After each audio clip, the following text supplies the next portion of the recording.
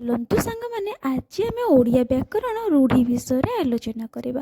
प्रथम क्वेश्चनटा है रूढ़ी क्या कह जाए। भल भाव प्रश्न शुणु रूढ़ी क्या कह जाए। आंसरटा है कौन सी एक शब्द अन्य एक शब्द सहित मिसिला परे निजस्व अर्थ छाड़ी अन्य शब्द सहित मिसी स्वतंत्र अर्थ प्रकाश कले ताहाकू रूढ़ी कह जाए।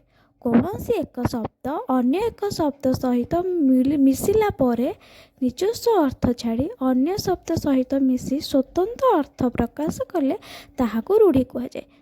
रूढ़ी केते प्रकार चलते आलोचना करबा। 2 नंबर प्रश्नटी है रूढ़ी केते प्रकार ओ कौन कौन। साधारणतः रूढ़ी 3 प्रकार।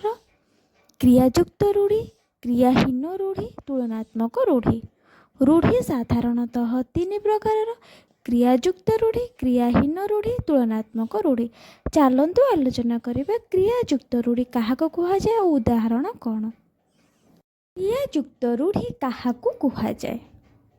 आमर रूढ़ी साधारणतः 3 प्रकार। प्रथम रूढ़ी है क्रियायुक्त रूढ़ी क्या कह जाए।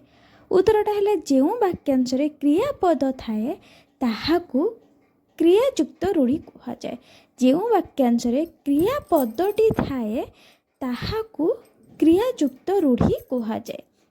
चलतु आलोचना करिबा क्रियाहीन रूढ़ी क्या कह जाए।